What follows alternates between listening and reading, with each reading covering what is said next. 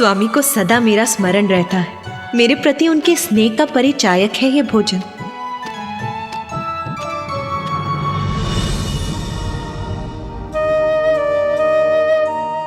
इसीलिए कितनी भी भूख क्यों ना लगी हो मुझे, मैं तो उसी भोजन की प्रतीक्षा करूंगी जो स्वामी ने मेरे लिए शेष रखा।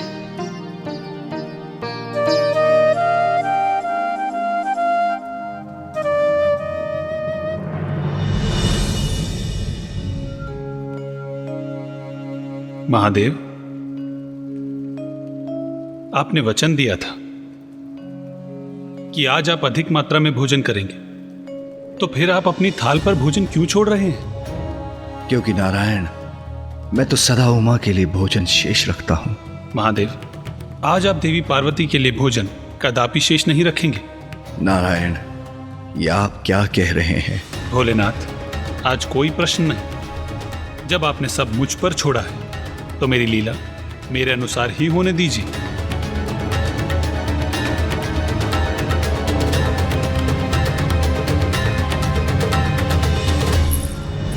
देवी सरस्वती, मैं आपके लिए कुछ और लेकर आऊं? मुझे क्षमा करना उमा, मैं विवश हूं।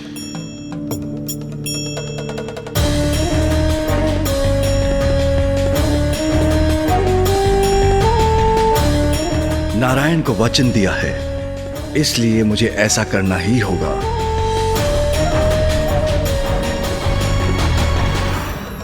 मुझे ज्ञात है भोलेनाथ, आपको ऐसा करने में पीड़ा हो रही है, किंतु यह आवश्यक है।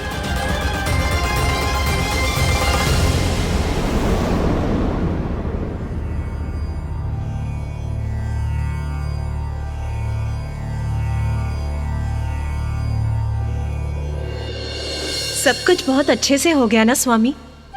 भ्राता नारायण, देवी लक्ष्मी, देवी सरस्वती और ब्रह्मदेव सभी ने बहुत मन से भोजन किया।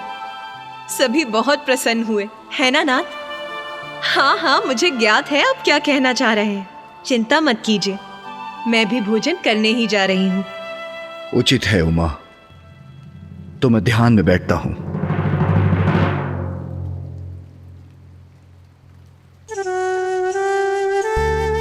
आप इन पात्रों को वहां रख दीजिए।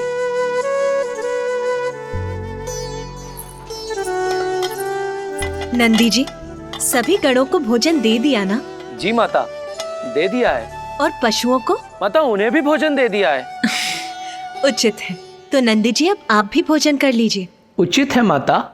माता, सदैव के समान महादेव की थाली आपके लिए रख दी है, आप भी भोजन कर लीजिएगा। जी।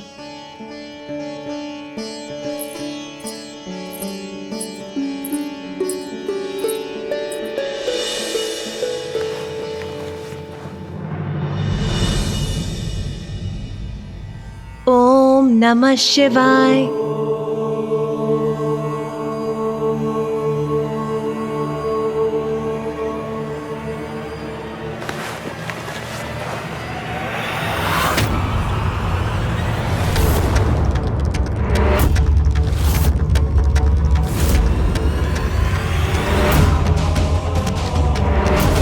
इतना स्वादिष्ट भोजन है कि मुझसे तो रुका ही नहीं जा रहा। आप भी हमारे साथ भोजन कीजिए। देवी सरस्वती, मैं अपनी थाल कभी नहीं लगाती।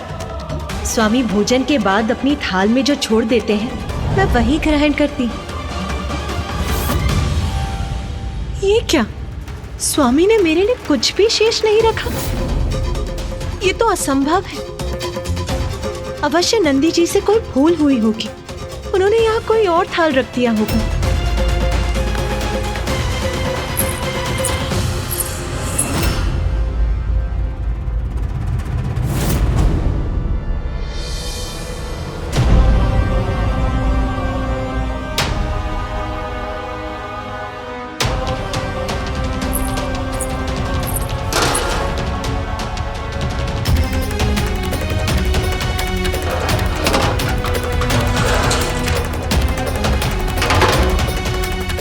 मैंने सबको भोजन कराया, किंतु मेरे लिए भोजन नहीं था। और तो और महादेव ने भी मेरे लिए भोजन शेष नहीं छोड़ा। मेरी भूख के कारण मेरा क्रोध अपने चरम पर था। रसोई में तो अन्न का एक दाना भी शेष नहीं है। मुझे इतनी भूख लगी है और यहाँ तनिक भी भोजन नहीं है। बहन पार्वती,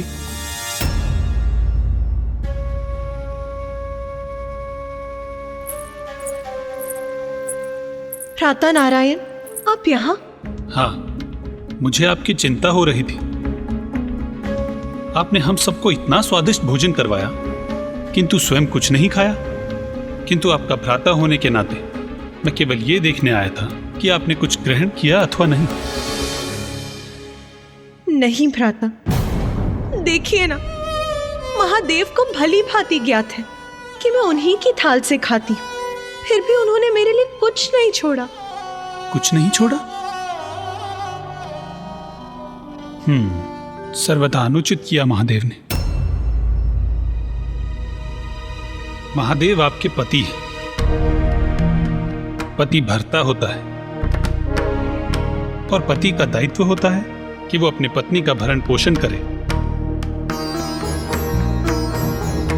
इसलिए महादेव से मांग करने का, उनसे पूछने का कि उन्होंने ऐसा अनुचित कार्य क्यों किया, आपका अधिकार है।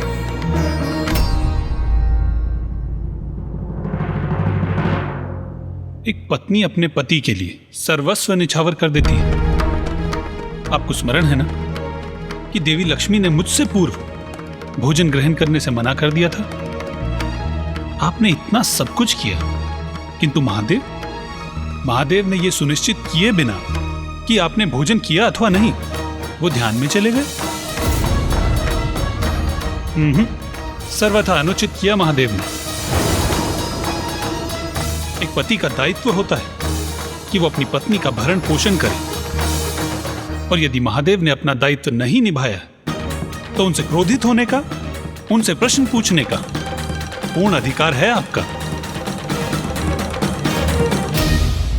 आप उचित कह रहे हैं भ्राता नारायण। मैं भूख से व्याकुल हो रही हूँ और महादेव को मेरे तनिक भी चिंता नहीं।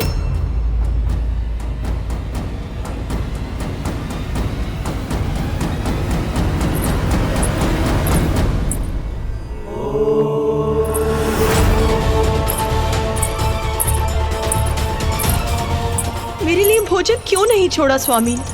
इतना अनुचित क्यों किया उन्होंने, ये ज्ञात होते हुए भी कि मैं भूख से व्याकुल हो रही।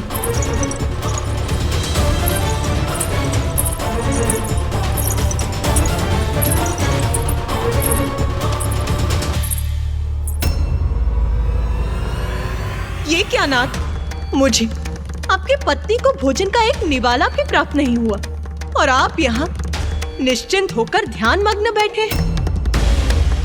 आपने भोजन के लिए सभी अतिथियों को आमंत्रित किया, जिसकी सारी व्यवस्था मैंने की, उनके लिए भोजन पकवाया, और मुझे तनिक भी भोजन प्राप्त नहीं हुआ।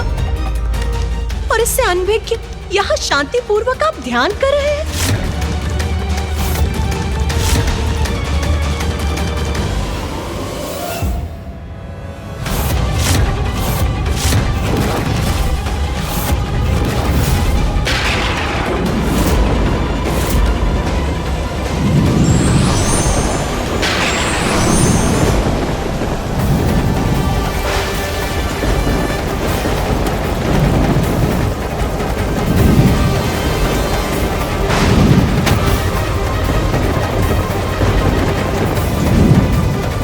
मैंने आपसे मात्र इतनी सी मांग की थी कि आप अपने भोजन में से मेरे लिए थोड़ा सा भोजन शेष रखें, किंतु क्या ऐसा किया आपने?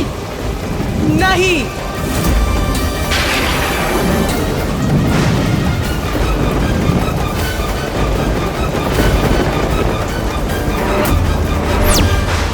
आपकी पत्नी भूखी है नाथ, मैं आपके आहार का पूर्ण ध्यान रखती हूँ, किंतु क्या आप भी ऐसा करते हैं? उत्तर दीजिए, मुझे भोजन कौन कराएगा?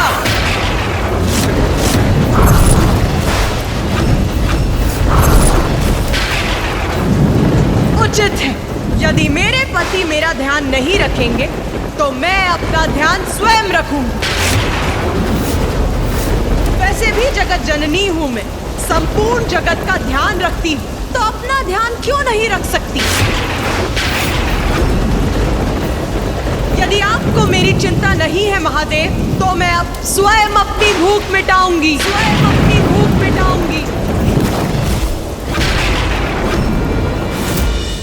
यदि आपको मेरी चिंता नहीं है महादेव, तो मैं अब स्वयं अपनी भूख मिटाऊंगी।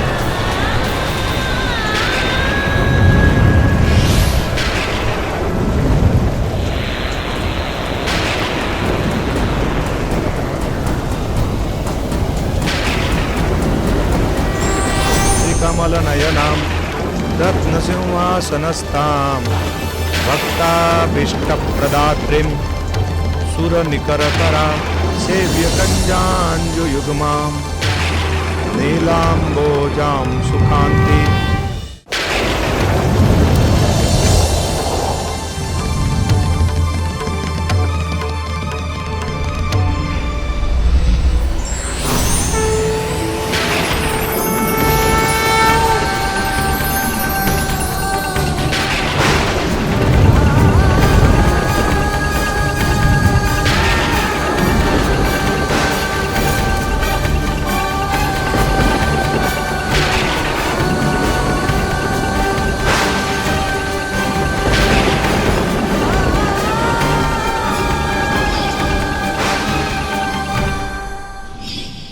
अपनी भूख मिटाने के लिए मैं क्या कर बैठी? अपने स्वामी को ही निकल गई।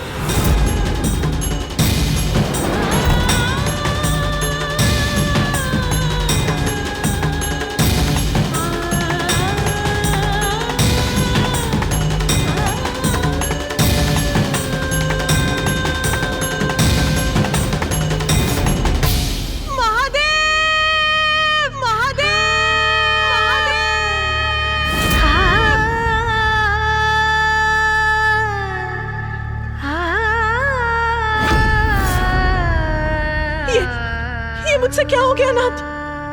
आपके बिना तो मैं कुछ भी नहीं हूँ। और जब महादेव मेरे उदर में समाहित हुए तो मुझ में एक बड़ा परिवर्तन आया। महादेव से रिक्त मैं एकाकी रह गई। मेरे समस्त आभूषण, सजग रेशमी वस्त्र आदि क्षीण हो गए और मैं हो गई कठोर, निर्मम, तटस्थ। और फिर जब मुझे समझ आया कि मैं क्या कर बैठी हूँ, तो मैं अपने ही अपराध बोध से ज्वलित हो उठी और पश्चाताप की उस अग्नि से मेरा तन वाष्प बन उठा।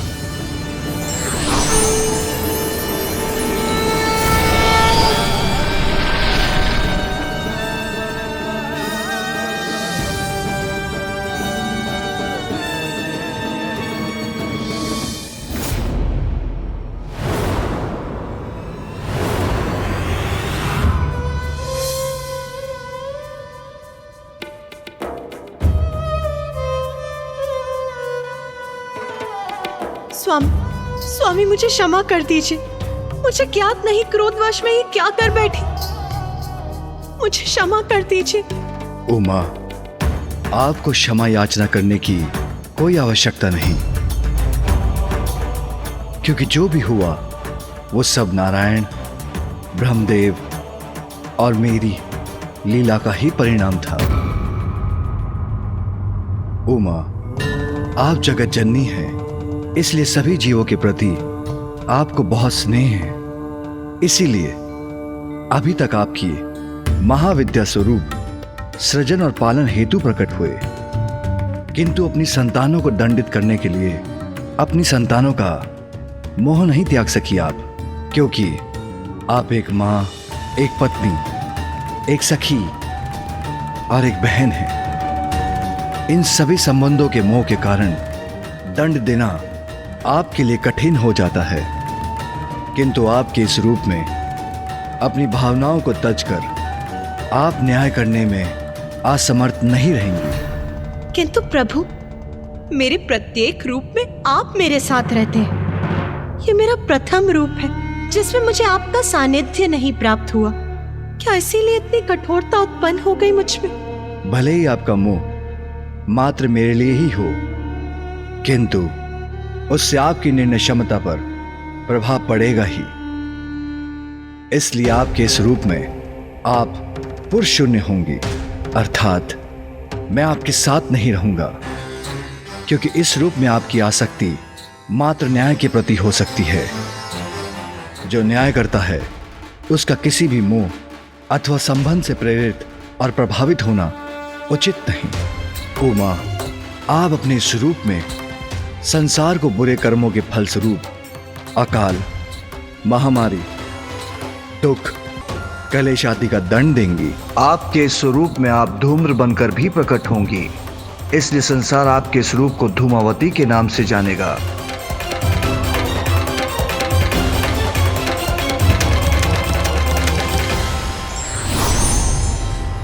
हमें क्षमा कर दीजिए देवी पार्वती, हम ये लीला करने पर बाध्य हो गए थे, जिससे आपका सप्तम महाविद्या स्वरूप प्रकट हो सके। देवी पार्वती, आप देवी धूमावती रूप में सदैव श्रेष्ठ न्याय करने का अति आवश्यक दायित्व निभाएंगी, क्योंकि जब बुराई के पथ पर चलने वाले अपने जीवन काल में दंडित होंगे तो वो स्वयं को सुधार कर अपने शेष जीवन में अच्छे कर्म करने को प्रेरित भी होंगे।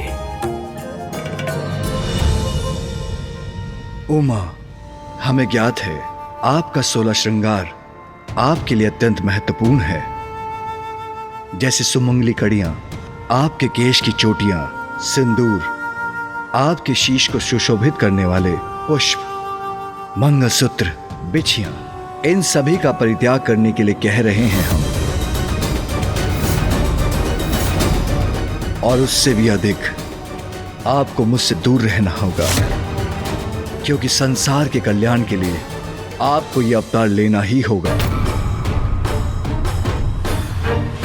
आपने तो सदा सृष्टि को अपने से ऊपर रखा है, इसलिए मैं एक बार पुनः अनुरोध करता हूं, आप एक बार पुनः संसार के कल्याण के लिए ये सब त्याग दीजिए प्रिय, ये सब त्याग दीजिए प्रिय, ये सब त्याग दीजिए प्रिय।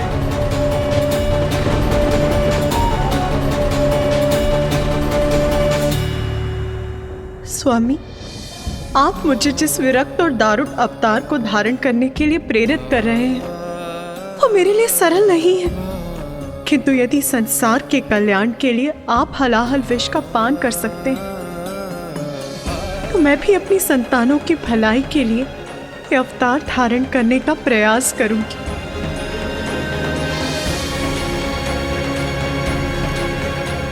मुझसे दूर रहना तो आपके लिए भी सरल नहीं होगा नाथ, किंतु यदि मुझे निष्पक्ष होकर न्याय करने हेतु ये पुरुष शून्य अवतार लेना होगा तो मुझे ये भी स्वीकार है।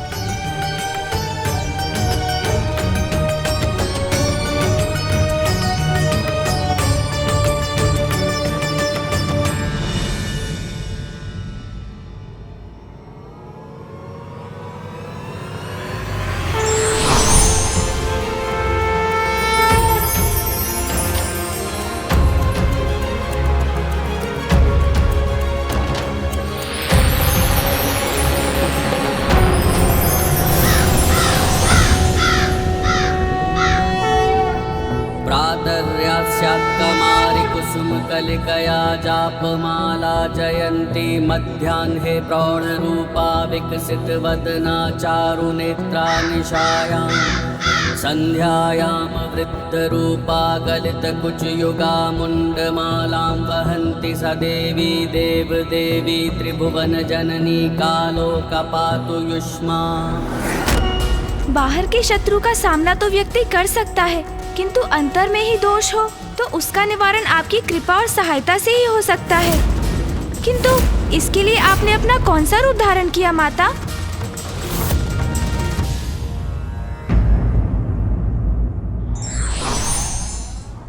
ईश्वर के प्रत्येक स्वरूप और उसके कार्य से हमें ये प्रेरणा मिलती है कि त्याग एक बड़ा धर्म है।